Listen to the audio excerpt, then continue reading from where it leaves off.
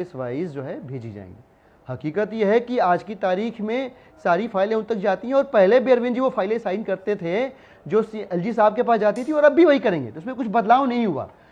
Which means कि Arvind Kejriwal ji routine में जो भी फाइलें उनके पास आएंगी और एलजी साहब के पास जाएंगी, जो होता ही है प्रक्रिया के तहत, पहले भी होता रहा है, पहले भी वो साइन करते रहे, वो अब भी कंटिन्यू कर सकते हैं। एकदम साफ साफ लिखा हुआ है सुप्रीम कोर्ट ने। लेकिन उस बात को इग्नोर करके और सुप्रीम कोर्ट को मिसकोट करना, मैं यहाँ पे मतलब चेताना चाहूंगा मनोज भाई को कि ये करना जो है ना सुप्रीम कोर्ट का कंटेम्प्ट है, सुप्रीम कोर्ट की अवमानना के समतुल्य। ऐसा कहना मनोज तिवारी कुछ रिएक्ट करना चाहते हैं? आप पॉलिटिकल पर्पस से मिसकोट नहीं कर सकते, ये बहुत गड़बड़ हो जाएगा। आप दोबारा इस डिबेट के बाद अपने लीगल एक्सपर्ट से इस बात को समझ लीजिए। ठीक है, एक मिनट, सत्यप्रकाश मिश्रा और मनोज तिवारी दोनों कुछ कहना चाहते हैं, लेकिन मनोज तिवारी 30 सेकंड आप अपनी बात को रखिए। मनोज जी। हाँ, देखो इनडायरेक्टली दिलीप जी हमको लीगल धमकी दे रहे हैं।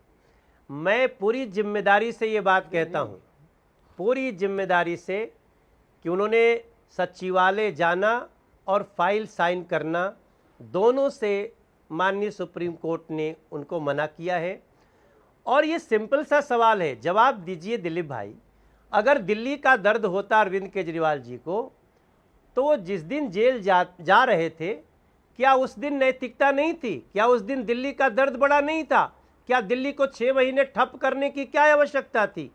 क्या उस दिन वो आतिशी जी को या किसी को, दिलीप पांडे को ही बना देते, या किसी दलित समाज के व्यक्ति को बना देते, उसी दिन दे देते, उस दिन नैतिकता होती कि हम दिल्ली के प्रति दर्द रखते हैं, हम भले जा रहे हैं, बड़े बड़े सीएम गए हैं, हम भी जा रहे हैं, तो हम इस्तीफा दे करके जाएंगे। उस दिन क्यों नहीं दिया इस्तीफा? जी तो दिलीप पांडे। अमीश भाई, भारतीय जनता पार्टी जिस सदमे से उबर नहीं पा रही है, वो दरअसल यही बात है जो मनोज भाई ने कह दी। पहली बात तो मनोज भाई, आप बड़े आदमी है, बड़ा मामूली सा आदमी हूं मैं आपको कोई लीगल धमकी नहीं दे रहा था। मैं सिर्फ ये कह रहा था कि किसी भी परिस्थिति में सुप्रीम कोर्ट के किसी ऑर्डर को किसी भी पॉलिटिकल इंटेंट के साथ मिसकोट करना जो है अवमानना के समतुल्य होता है। मैं आपको खाली बता रहा था, मेरे से ज़्यादा लीगल एक्सपर्ट आपके पास है, मेरी कोई ऐसी हैसियत नहीं है भाई साहब, आप बड़े, आप सांसद हैं, बड़े आदमी हैं। मैं वापस आता हूं जो आपने बात कही उस पर। भारतीय जनता पार्टी की कुल चिंता, कुल दर्द और पीड़ा यही है कि जब वो चाहती थी कि अरविंद केजरीवाल जी पे दबाव बना के उनसे इस्तीफा हथिया लिया जाए और इस्तीफा लेके फिर आम आदमी पार्टी को कई टुकड़ों में तोड़ दिया जाए, आम आदमी पार्टी को खत्म कर दिया जाए और आम आदमी पार्टी की सरकार के जरिए दिल्ली की जनता को मिलने वाली जो सुविधाएं हैं वो भी बंद कर दी जाएं। लिहाजा दिल्ली की वो जनता जिसने भारतीय जनता पार्टी को एक बार नहीं कई बार नकार दिया, उनसे वे बदला ले सके, राजनीतिक बदला ले सकें। ये जब नहीं हुआ, भारतीय जनता पार्टी के सीने पे तब से सांस लुट रहा है कि अरे यार, ये तो हमारे झांसे में आया नहीं। लेकिन दिलीप पांडे जिस बात का, लेकिन ये फंसा नहीं कि अब अरविंद केजरीवाल जी ने जब इस्तीफा दिया, वो भाजपा की प्लेइंग फील्ड में नहीं। जिस बात के लिए आप रो रहे हैं वो हुआ ही नहीं है। 6 महीने अरविंद केजरीवाल जेल में रहे। बीजेपी एनडीए ने अरविंद केजरीवाल की पार्टी को तोड़ने का अगर प्रयास किया होता तो टूट जाती, लेकिन कुछ नहीं हुआ। आपने मुख्यमंत्री तब नहीं बनाया, अब आपने बदला, ये तो आपकी पार्टी का मामला है ना। Point number 1। लेकिन यहां पर सत्यप्रकाश मिश्रा भी है। जी एक सेकंड, सत्य जी भी कुछ कहना चाहते हैं। सत्यप्रकाश मिश्रा, काफी देर से आप वेट कर रहे हैं। पहले तो दिलीप पांडे जी ने एक सफेद झूठ टेलीविजन चैनल पर कहा कि सुप्रीम कोर्ट को मैंने पढ़ा है, वो फाइलें साइन कर सकते हैं। ये सफेद झूठ है। चूंकि केजरीवाल जी की पार्टी टूटी ना टूटी वो मतलब नहीं है जो भाजपा पे आरोप लगा रहे हैं। केजरीवाल जी की पार्टी मूल्यों से टूट गई, नैतिकता के पतन में सारे रास्ते तोड़ दिए, कोई चीज बचा नहीं। एक मुख्यमंत्री भारत में पहला इतिहास बना जिस पे चार्ज है संगीन भ्रष्टाचार के गहरे मामले चल रहे हैं, वो इस्तीफा नहीं दे रहा है।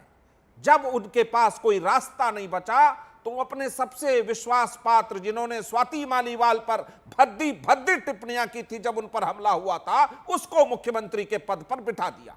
ये आपकी साजिश का एक नया हिस्सा हो सकता है, लेकिन दिल्ली की जनता इस बात को दिलीप पांडे जी बखूबी समझती है कि केजरीवाल का शराब घोटाले में नैतिक पतन हो चुका, क्योंकि 150 करोड़ रुपए लाइसेंस फीस शराब व्यापारियों का उसने माफ किया।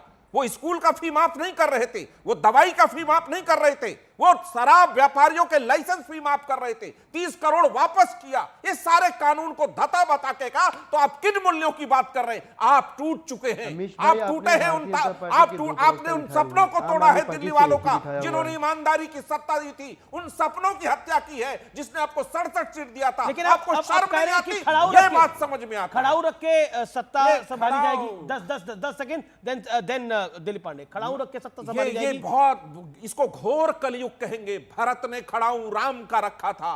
एक भ्रष्टाचारी का खड़ाऊ अगर कहे कि कोई रखा है तो ये घोर कलयुग का पहला दर्शन सत्ता में Dilip Pandey. Okay, JDU attacks Aam Aadmi party, ये है। बीएसपी भी अपनी बात कह चुकी है, कांग्रेस भी हमला बोल चुकी है। दिलीप पांडे जी। भाई साहब, आपने भारतीय जनता पार्टी के शायद 2 प्रवक्ता बिठाए हुए हैं, आम आदमी पार्टी का एक ही बिठाया हुआ है, क्योंकि जो भाई साहब जेडीयू के नेता है, बताया सत्यप्रकाश जी नाम है उनका। अच्छा, जेडीयू के थे। अच्छा, मतलब स्वर वही भारतीय जनता पार्टी वाले थे। तो मनोज जी और वो आपस में एक ही थॉट्स, लाइन ऑफ थॉट्स पे बात कर सकते हैं, इस तरह का टोन था उनका। आपके भी अलायंस पार्टनर है इंडिया गठबंधन के सुनील यादव, लेकिन आप जिसके साथ आपने दिल्ली में मिलकर चुनाव लड़ा वो भी आप पे हमला बोल रहा है, वो संदीप दीक्षित है, कांग्रेस पार्टी। अमीश भाई मैं रिस्पॉन्ड कर रहा हूँ ना आप जी, प्लीज।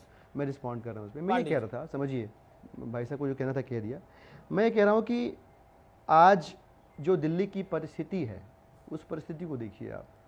भारतीय जनता पार्टी और भारतीय जनता पार्टी के एली साहब ने मिलके एड़ी चोटी का जोर लगा के और ये करने की कोशिश कर रहे हैं कि दिल्ली के अंदर कोई भी काम, कोई भी ऐसी सुविधा जो दिल्ली की सरकार से मिलती हो दिल्ली की जनता को, वो रोक दी जाए। एड़ी चोटी का जोर लगा रहे हैं, वो एड़ी चोटी का जोर लगा रहे हैं। और अरविंद केजरीवाल जी और हम लोग अड़े पड़े हैं कि भाई कोई भी काम दिल्ली वालों का रुकने नहीं देंगे, चाहे कुछ हो जाए।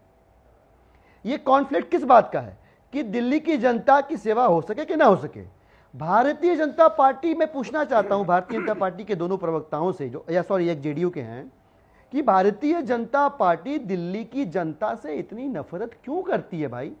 अगर अरविंद केजरीवाल जी ने मुफ्त बिजली दे दी, पानी दे दिया, मोहल्ला क्लिनिक दे दिया, स्कूल अस्पताल शानदार कर दिए, इतने अच्छे कर दिए कि पूरे देश में इसकी नजीर पेश की जा रही है, यहाँ के बच्चे आईआईटी, आईएम पता नहीं कहाँ कहाँ सेलेक्ट हो रहे हैं, ये सब जब दिल्ली वालों को मिल रहा है, भाजपा इसे क्यों ठप करना चाहती है, क्यों रोकना चाहती है? इस बात का जवाब भारतीय जनता पार्टी को देना चाहिए। कैसे करना चाहती है वो मैं आपको बताऊं। आपने भी सवाल किया कि भाई ये अभी कर रहे हैं, पहले कहाँ किया। Operation lotus Bharatiya Janata party का पूरे देश में सफल हो गया हो, बिहार से लेकर के कर्नाटक से लेकर के पता नहीं महाराष्ट्र, पता नहीं कहां कहां सफल हो गया हो, दिल्ली में नहीं सफल हुआ। क्यों? यहाँ जो लोग बैठे हुए हैं केजरीवाल जी के सच्चे सिपाही हैं, क्योंकि सत्यप्रकाश जी पर टिप्पणी कही गई, उनको अधिकार है अपनी और बात यहाँ को जो रखने का। सियासत में है तो सेवा के भाव से हैं, मलाई चाटने के लिए नहीं है यहाँ पे कुछ सियासत में। और इस वजह से भारतीय जनता पार्टी की सारी कोशिशें जो है सत्यप्रकाश दिलीप पांडे को आपका जवाब एक बार समझ ले, ज्यादा अच्छा है कि हमको तोड़ने बांटने, पांडे जी थोड़ा शांत, साजिशें थोड़ा मौका दूसरों को दीजिए। आगे भी होंगी।